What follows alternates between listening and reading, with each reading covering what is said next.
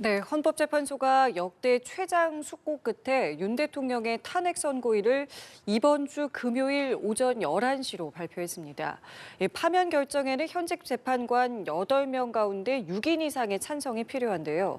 5가지 핵심 쟁점 가운데 단 하나라도 중대한 법 위반에 해당한다면 윤 대통령은 파면이 결정됩니다. 한 달 넘게 장고를 거듭한 헌법재판소가 어떤 결론을 내릴지 모든 국민의 관심이 쏠리고 있는데요. 관련 내용들 김성수 변호사와 함께 이야기 나눠보겠습니다. 어서 오십시오. 안녕하세요. 예, 안녕하십니까. 자, 헌법재판소가 어제 기준으로 이제 탄핵 심판 변론이 종결된 지 35일 만에 선고일을 발표했습니다. 역대 대통령 탄핵 심판 가운데 가장 오래 숙고를 했는데 사실 당초에 헌재가 앞에 있는 사건부터 처리하는 게 아니라 시급하고 좀 빨리 해야 하는 사건부터 처리해야겠다고 말을 했는데 예상보다 굉장히 길어졌습니다. 그 이유 법조계에서는 좀 어디서 찾고 있습니까?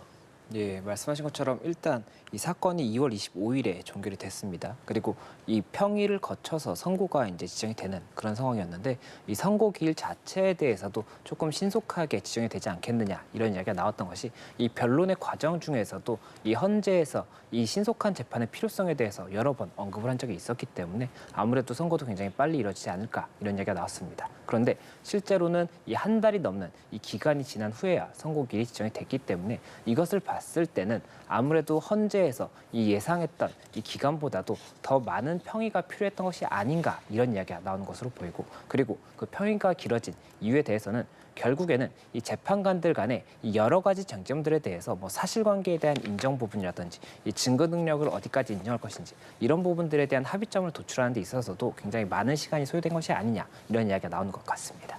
예, 자 그렇다면은 이제 헌재가 금요일 오전 11시에 탄핵 심판을 선고하겠다라고 밝혔잖아요. 그러면 이제 결론이 나왔다 이렇게 보면 되는 겁니까? 예, 이 부분에 대해서도 일단 보도가 나오고 있는 내용은 평결까지 맞춰졌다라는 이야기가 나오고 있습니다. 그러면 이 평결이라는 것이 결론에 대해서까지 평결을 다 완료를 한 것인지 아니면 이유 부분에 대해서 뭐 일부 부분에 대해서만 평결을 한 것인지에 대해서도 정확하게는 제가 이 상황을 파악을 해봐야 될 것으로 보이고 그리고 이 평결이 있다고 했을 때 이것이 확정적인 평결이어서 이 당일 전까지 어떠한 의견을 변경할 수 없는 그런 확정적인 평결인 것인지 아닌지에 따라서도 이 상황이 달리 볼 수가 있기 때문에 그런 부분들에 대해서도 아직까지는 이 비공개 평의이고 이 보도만 일부 나온 것이기 때문에 아직은 알 수 없는 부분이 많다 이렇게 말씀드리는 것이 맞을 것 같습니다. 그러면 당일에도 판결이 박근혜 전 대통령 당시에도 당일날 좀 오전에 판결이 있지 않았겠습니까? 이번 같은 경우에도 오전에 또 판결이 있을 가능성도 배제할 수 없는 상황인 겁니까?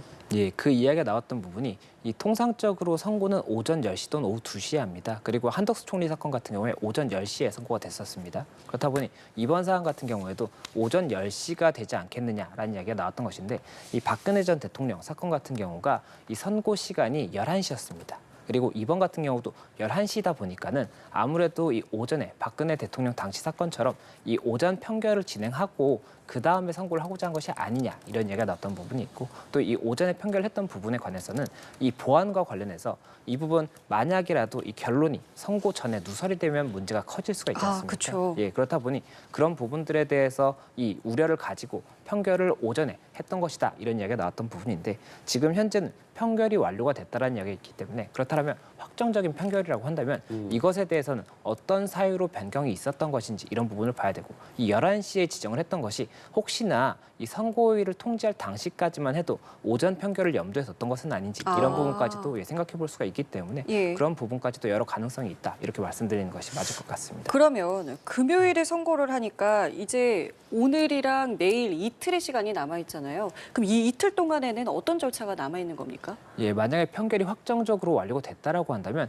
이제는 결정문을 다듬는 시간이 될 가능성이 높습니다. 이 결정문을 다듬어서 이것이 이제 공개가 될 것이고 또 이 결정 요지를 낭독을 하게 되지 않습니까? 그러면 이 요지도 굉장히 중요할 수가 있는 것이 이 파급이 굉장히 큰 사안이고 생중계가 될 것이기 때문에 그 요지에 있어서도 이 듣는 사람들이 납득을 할 수 있는 그런 의미가 명확한 요지가 되어야 되기 때문에 이런 부분들에 대해서 다듬는 그런 작업이 이루어지고 있지 않을까 이렇게 예상이 되는 것이고 만약이라도 확정적인 판결이 아니라고 한다면 여러 가지 시나리오 시나리오를 통해서 이 당일에 판결 내용에 따라서 이 결정이라든지 요지를 변경해야 되는 부분이 있을 수가 있기 때문에 그런 부분을 조금 염두에 두고 시나리오를 여러 가지로 작성하고 있는 그런 상황일 수도 있다. 이렇게 보이는 부분이 있습니다. 그리고 예. 또 한 가지가 이 결정이 있을 때 만약이라도 이 법정 의견이 아닌 소수 의견이 있다라고 한다면 이 소수 의견에 대해서는 재판관들이 이에 대한 요지를 설명을 해야 되기 때문에 이 요지에 대해서 만약 소수 의견이 있다고 한다면 각 재판관들이 이 부분에 대해서 다듬는 작업을 할 수 있는 것까지도 추가적으로 생각해 볼 수 있는 그런 상황인 것 같습니다. 그 말씀해주신 부분과 관련해서 어쨌든 현재 마은혁 재판관이 임명이 되지 않은 상태에서 8인 체제에서 이제 헌재가 숙고 끝에 선고를 하겠다고 발표를 했고 재판관의 의견이 지금 모아진 건지 언급해주신 그 소수 의견과 관련해서 이 결정문을 정리하는 과정이 굉장히 길어지지 않았냐라는 이야기도 나오고 있지 않겠습니까? 그 부분에 대해서 조금 더 구체적으로 설명을 좀 부탁드리겠습니다. 이 결정에 관해서 일단 의견이 어떻게 나눠질 수가 있는지를 설명을 드리겠습니다. 이 법정 의견이 있습니다. 이 법정 의견이라는 것은 이 최종 결론이 있지 않습니까? 이 결론과 이유를 같이 하는 이 부분을 법정 의견이라고 볼 수가 있는 것이고 그리고 이 법정 의견과 다른 반대되는 결론을 냈다라고 한다면 이것은 반대 의견이 됩니다. 그러면 결론에 대해서도 반대의 사유가 있을 것이고 이 사유에 대해서 이제 기재가 되는 것이 반대 의견인 그런 부분인 것인데 만약에 결론은 동일하게 가면서도 이 부분 이 논리에 대해서는 다른 의견이 있다라고 한다면 별개 의견이 되는 것이고 만약에 논리에 대해서도 다 동의하지만 추가적으로 나는 이런 부분에 대한 의견이 있다라고 한다면 보충 의견이 되는 겁니다. 그래서 이런 부분들에 대해서도 이 결정에 어쨌든 의견이 다르다라고 한다면 헌법재판소법에 따라서 이 부분에 대해서도 의견이 다 기재가 되어야 되기 때문에 예. 이런 부분을 정리하는 과정도 아무래도 상당히 굉장히 중요한 부분이기 때문에 그쵸. 숙고가 필요한 부분이 아닐까 생각이 되고 이를 위해서도 많은 시간이 소요가 되겠지만 다만 판결 자체가 빨라도 어제 이루어졌다라고 한다면 결정문 작성이 적극적으로 진행되는 것은 그 이유라고 볼 수가 있기 때문에 지금 현재 상황에서 여러 가지 다듬는 그 작업이 굉장히 적극적으로 진행되고 있다 이렇게 보는 것이 맞을 것 같습니다. 뭐 오늘 내일도 상당히 이제 이런 부분에 대해서 신경을 쓸 수밖에 없는 것이고, 자, 이게 다 마무리가 되면 이제 이 결정문을 읽는 것인데 일각에서 이제 이런 보도가 있더라고요. 이 결정문을 어떻게 읽느냐, 그러니까 이게 주문부터 읽느냐 아니면 뭐 선고 이유부터 읽느냐 이거에 따라서 전원일치 여부를 알 수 있다 이런 말이 있던데 실제로 그렇습니까? 네, 이 이야기가 나온 것이 이제 헌법재판소에서 발간한 책자가 있습니다. 헌법재판 실무 제요라고 해서 이 헌법재판 진행과 관련한 이 참고를 할 수 있는 지침서라고 볼 수가 있는 것인데 거기에 통상적으로 이 주문을 먼저 낭독하는 경우는 이 부분 여러 가지 의견이 있을 때 주문을 먼저 낭독하고 그다음에 각각의 이유를 설시한다라고 되어 있는 것이고 그리고 만약이라도 전원일치라고 하는 경우에는 이유를 먼저 설시를 하고 그다음에 주문을 낭독한다라고 되어 있기 때문에 그런 부분을 통해서 이 선고 당일에도 만약이라도 이유가 먼저 설시가 된다라고 한다면 이것은 전원일치의 주문을 예상할 수 있는 것이 아니냐 이런 이야기가 나오는 겁니다. 그런데 실제 사례를 봤을 때는 지금 최근에 이 현재의 8인 체제에서 선고가 됐던 사건이 최재감사원장의 사건이 네네. 있습니다. 그러면 이 감사원장의 사건 같은 경우에는 결론 자체에 대해서는 전원일치였지만 별개 의견이 있었거든요. 그렇다라고 한다면 이 이유에 있어서는 전원일치가 아니라고 볼 수가 있는 그런 부분이 있는데 최재감사원장 같은 경우에는 주문을 먼저 이야기하고 이유를 이야기했었습니다. 예. 그리고 이 박근혜 전 대통령 사건 같은 경우에는 보충 의견이 3인의 재판관이 있었습니다. 그렇다라고 한다면 이에 대해서도 이유에 대해서는 전원일치라고 볼 수가 없고 결론에 대해서는 전원일치가 되겠지만 그렇기 때문에 이런 상황에서도 이 주문을 먼저 읽은 것이 아니라 이유를 먼저 낭독을 했었기 때문에 그런 부분을 봤을 때는 결국에는 이 실무 제요의 내용보다는 이 당일의 재판관들의 판단에 따른 순서가 결정되지 않을까 생각이 되고 특히나 이 주문이라는 것이 선고가 될 때가 가장 이 파급이 큽니다. 이 이유를 들을 때는 이 전체적인 내용을 봤을 때 그래서 결론이 뭔지에 대해서도 거의 내용이 끝나갈 때쯤 알게 되거든요. 그런데 예. 주문을 먼저 낭독을 하게 되면 결론부터 알게 되기 때문에 그렇다라고 한다면 그 파급을 어떻게 판단할지에 대해서도 헌법재판소의 재판관들이 평의를 통해서 논의했지 않을까 생각이 듭니다. 언급해주신 전례를 보면요, 이 노무현 박근혜 전 대통령 때 주문 낭독까지 걸린 시간도 좀 짚어보도록 하겠습니다. 노무현 전 대통령이 25분이 걸렸고 박근혜 전 대통령은 21분 정도 걸렸는데 이번에 윤석열 대통령이 어느 정도의 시간이 걸릴지도 궁금하고 전례보단 조금 더 걸릴 수도 있겠다라는 예측들도 있더라고요. 어떻게 바라보고 계십니까? 네, 일단 이 전례들을 기준으로 해서 저희가 선고일이라든지 이런 것들을 이제 예측을 했던 부분이 있었습니다. 다만 지금 이 선례와 관련해서 반드시 선례와 동일하게 가지는 않는구나라는 것을 저희가 알 수 있는 그런 상황이기 때문에 추측만이 가능한 부분이 아닐까 생각이 되고 이 과거 사례 말씀해 주셨던 두 가지 사례를 설명을 드리면 이 노무현 전 대통령 사건 같은 경우에는 쟁점이 크게 세 가지였습니다. 그리고 이 세 가지인데 25분 정도의 낭독 시간이 소요가 됐었고 이 박근혜 전 대통령 같은 경우에는 쟁점을 크게 11가지 정도로 볼 수가 있었습니다. 예. 그런데 이 쟁점의 수가 훨씬 많음에도 불구하고 이 선고 낭독 시간은 21분이었습니다. 그렇다 보니 이번에 윤 대통령의 사건 같은 경우에 쟁점을 5개나 6개 정도로 본다라고 했을 때 이 부분에 대해서도 요지를 어떻게 정리하느냐, 결국에 이 낭독하는 요지를 어떻게 정리하느냐에 따라서 시간을 조절할 수는 있습니다. 다만 이 시간을 조절함에 있어서 이 기존의 이 20여 분의 시간을 맞추기 위해서 그 부분에 대해서 중요하지 않은 부분의 요지를 간단하게 설치를 할 것인지 아니면은 이 각각의 사안들이 굉장히 많은 관심을 받고 있지 않습니까? 그쵸. 그렇다 보니 각각의 사안에 대해서 조금 더 자세하게 요지를 설명할 것인지에 따라서 그 시간이 달라질 수가 있어서 이 부분이 과거와 반드시 유사할 것이다라고 단정할 수는 없고 이에 대해서도 여러 가지로 아직까지도 평의를 통해서 논의가 되지 않을까 이렇게도 추측을 할 수 있을 것 같습니다. 근데 저희가 지금 뭐 25분, 20여5분 뭐 이렇게 얘기는 하고 있지만 사실은 저희가 이제 그래프로도 보여드렸습니다마는 25분 36초, 뭐 박근혜 전 대통령 같은 경우 21분 39초, 초까지 이야기를 하고 있잖아요. 이것은 그러니까 그 초가 지나가면 이제 바로 그때부터 효력이 이제 생성된다라고 보기 때문에 그런 겁니까? 이게 즉시 효력이 된다라고 하는 것은 그 초까지 계산을 해서 이제 판단을 하는 겁니까? 이 탄핵 사건 같은 경우에 그 효력의 발생 시기와 관련해서 이제 법적인 쟁점이 있습니다. 이게 예. 탄핵 사건 같은 경우에 인용이 되는 경우에는 이제 파면의 효력이 발생을 하는 것이고, 그리고 기각이나 각하가 되는 경우에는 직무를 집행할 수 있는 이 권한이 다시 살아나는 그 그쵸. 상황이 있지 않습니까? 그렇기 예. 때문에 이 시간이 언제부터인지도 중요하다고 볼 수가 있는 것인데 지금 현재 이 판단들을 보면 주문을 선고한 시간이 기재가 되어 있습니다. 그렇다 보니 주문 선고 시점을 기준으로 해서 이 효력에 대한 부분이 발휘되는 것이다라고 보는 것이 아무래도 중론이 아닌가 생각이 되고 다만 그런 부분에 대해서 초까지도 명확하게 기재를 하는 것은 결국에는 이 주문의 이 선고의 효력이 발생하는 시점에 대한 판단 근거가 될 수 있는 그런 부분이기 때문에 만약에라도 이 몇 초까지도 쟁점이 되는 부분이 있다라고 한다면 그때는 이 초까지도 굉장히 중요한 쟁점이 될 수가 있기 때문에 이것을 다 남겨놓는 것이다 이렇게 보는 것이 맞을 것 같습니다. 그리고 앞서 변호사께서 윤 대통령 탄핵 사건의 핵심 쟁점이 5가지에서 6가지 정도 된다고 말씀을 해주셨는데 그 쟁점에 대해서도 간단히 짚어주시고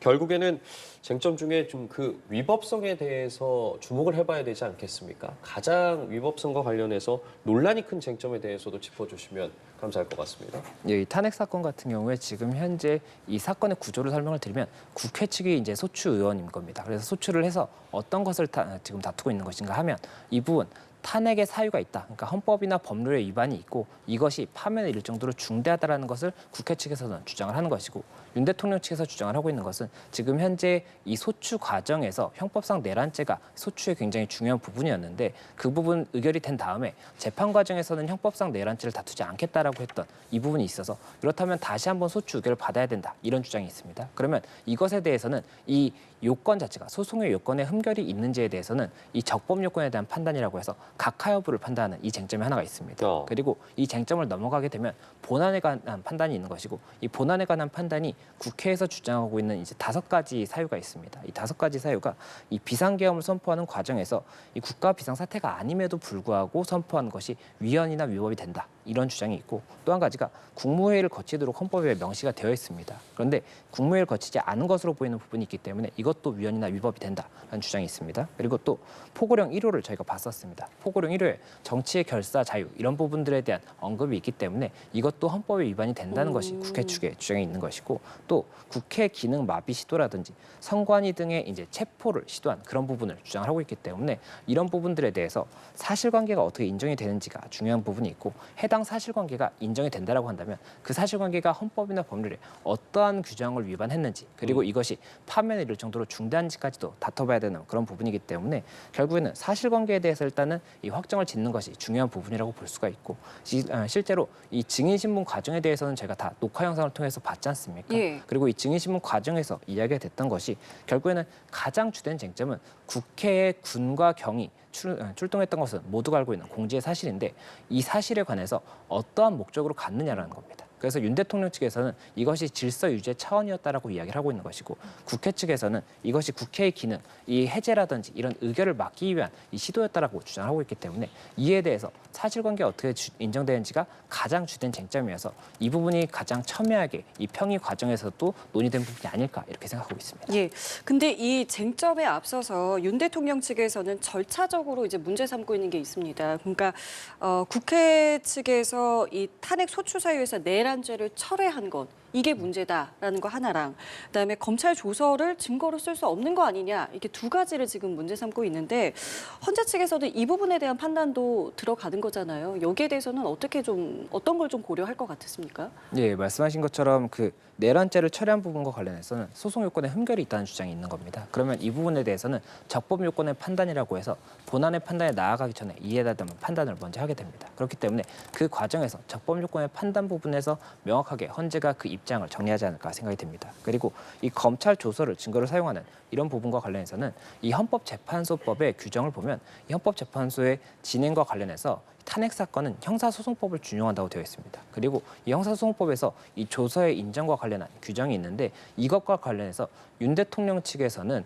이 조서의 일부 내용들은 이 부분 증거로서의 능력이 없다라고 주장을 했었고 이에 대해 헌법재판소에서 어떻게 판단할지가 쟁점이 되는 그런 부분이 있기 때문에 이 부분도 중요한 쟁점이 될 수가 있는데 결국에는 이 부분에 대해서는 증거 능력을 어떻게 인정할지에 대해서 구체적으로 결정문에 명시가 될 수도 있지만 그렇지 않다라고 한다면 사실관계를 어떻게 인정하였느냐에 따라서 그 사실관계의 근거가 되는 것이 결국에는 조서였는지 아니면 다른 물증이었는지를 추측할 수 있는 부분이 있을 것이거든요. 그러면 예. 그런 것들을 통해서 결국에는 저희가 이 사실관계 인정에 있어서 증거 능력을 어떻게 보았는지에 대한 추측이 가능할 것이다. 이렇게 좀 해석할 수 있을 것 같습니다. 네, 결국에는 말씀해주신 이 모든 쟁점들에 대해서 헌법재판소가 어떤 판단을 내릴지에 최종적으로 관심이 쏠리는데 현재 헌재가 내릴 수 있는 결정이 인용, 기각, 각하 총 3가지지 않겠습니까? 이 각각의 결정에 대해서 나올 수 있는 경우의 수라고 해야 될까요? 그 부분에 대해서도 한번 짚어주시죠. 네, 헌법 113조 1항 그리고 헌법재판소법 23조 2항을 보면 이 탄핵의 결정 같은 경우에는 6인 이상의 재판관의 찬성이 있어야 합니다. 그렇기 때문에 만약에 이 인용의 의견이 6인 이상이라고 한다면 인용으로 결론이 날 것입니다. 그리고 6인이 되지 않는다라고 한다면 만약에 5인의 재판관이 인용의 의견이라고 한다면 네. 인용이 다수라고 하더라도 이 부분은 기각이 된다라고 볼 수가 있습니다. 그리고 이 각하 같은 경우도 지금 현재 만약 각하의 판단이 나오는 경우 어떻게 되는 것이냐 이야기가 되고 있는데 각하 같은 경우에는 지금 8인 체제지 않습니까? 그러면 4명의 재판관 이상이 각하의 의견을 냈을 때는 그때는 각하가 될 수가 있기 때문에 그 부분까지도 여러 가지 가능성이 현재 존재한다 이렇게 말씀드릴 수 있을 것 같습니다. 이 내용 모든 것들이 이제 생중계도 됩니다. 그리고 일반인 방청도 허가를 했는데 헌재에서 생중계 결정을 한 이유는 저희가 뭐라고 보면 되겠습니까?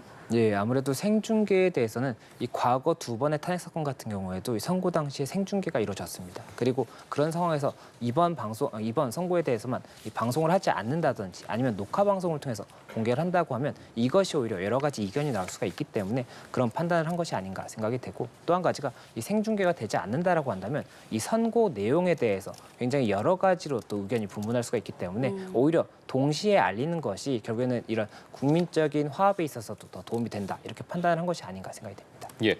그리고 윤석열 대통령이 그동안 변론기일에 8차례나 직접 출석을 했다 보니까 탄핵 심판 선고에도 직접 출석할지 여부도 관심인데 의문은 아니지 않겠습니까? 앞서 전직 2 대통령의 탄핵 심판 선고 때는 출석하지 않은 전례도 있고요. 좀 어떻게 가능성들을 바라보고 계십니까? 예, 그 부분에 관해서는 결국에 법적으로는 이 의무가 아니고 그리고 출석하지 않는다고 하더라도 선고가 가능하기 때문에 이에 대해서는 윤 대통령이 이 정치적 판단이라든지 이런 부분이 더 중요하지 않을까 생각이 됩니다. 지금 현재 윤 대통령의 이 행보 하나하나가 굉장히 여러 가지로 해석이 될 수가 있기 때문에 이런 부분을 감안해서 결정하지 않을까 생각이 되고 이 법적으로는 이 출석 여부가 결국에는 뭐 선고의 내용을 바꾼다든지 이럴 수 있는 것은 아니라고 보이기 때문에 결국에는 그런 부분에 대한 판단은 법리적인 것보다는 다른 부분에 의해서 결정되지 않을까 생각이 됩니다. 예.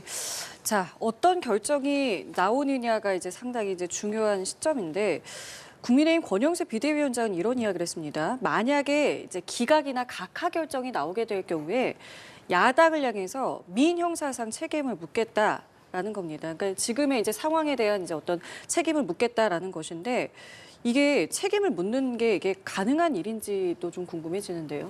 예, 일단은 이 근거 규정은 없습니다. 이 탄핵에 관해서 어떤 기각이나 각하의 이유가 있다고 해서 예. 민형사상 책임을 진다는 규정은 없는 것으로 제가 알고 있고 그렇다라고 한다면 이 검토를 해볼 수는 있을 겁니다. 다만 이 검토의 논리가 결국 법원에서 소송으로 이어졌을 때 그 부분 인용이 될 수 있을지에 대해서는 다른 부분이기 때문에 그렇기 때문에 일단은 검토하겠다라고 이야기가 된 것이고 만약에라도 이런 부분들에 대해서 법이 개정이 된다거나 제정이 돼서 이런 부분 규정이 생긴다라고 한다면 그때는 또 다른 이야기가 될 수가 있겠지만 지금 현재의 상황에서는 지금 현재 법이 있는 것도 아니고 지금 생긴다고 해서 적용할 수 있다고 보기도 어렵거든요. 그렇다 보니 그런 부분들에 대해서는 일단 검토 단계 정도의 이야기가 맞는 것 같습니다. 그리고 지금 윤 대통령의 탄핵 심판과 별개로 현재 형사 재판도 진행이 되고 있지 않겠습니까? 이번 탄핵 심판 결과가 형사 재판에도 좀 영향을 미칠 거라고 보십니까? 이 가능성에 대해서 어떻게 봐야 될까요? 예, 이 형사재판 같은 경우에는 이 헌법재판소의 이 탄핵 사건과는 별도의 절차라고 볼 수가 있고 그렇다라고 한다면 기속된다고 볼 수는 없습니다. 그리고 이 사실관계에 대해서도 형사 사건에서 훨씬 더 자세하게 다룰 것이기 때문에 그런 부분들에 대해서 결국에는 헌재의 판단에 대해서 참고는 할 수가 있겠지만 이에 대해서 기속된다거나 이에 반드시 따른다 이렇게 보기는 어렵습니다. 근데 만약에 윤 대통령이 이게 인용이 돼서 다시 복귀를 하게 된다면 이 지금 진행되고 있는 형사 재판은 어떻게 되는 겁니까? 이 멈추는 겁니까? 진행되는 겁니까? 일단 대통령의 불소추 특권이 있습니다. 헌법에 대통령의 불소추 특권이 있는데 내란죄나 외환죄 같은 경우에는 제외가 되기 때문에 지금 현재 재판이 진행 중인 것은 내란 혐의입니다. 그러면 이 부분은 진행이 된다라고 봐야겠지만 다만 현직 대통령이 재판에 출석하는 것과 관련해서는 법원에서도 어떻게 처리할지에 대해서 여러 가지 고심을 하지 않을까 생각이 되고 선례가 없기 때문에 이에 예. 대해서 어떻게 해석할 수 있는지를 저희가 단정하기는 조금 어렵지 않을까 이렇게 생각하고 있습니다. 예, 알겠습니다. 윤 대통령의 탄핵 선고일이 이틀 앞으로 다가온 가운데 관련 내용들 짚어봤는데요. 지금까지 김성수 변호사와 함께했습니다. 말씀 고맙습니다. 감사합니다.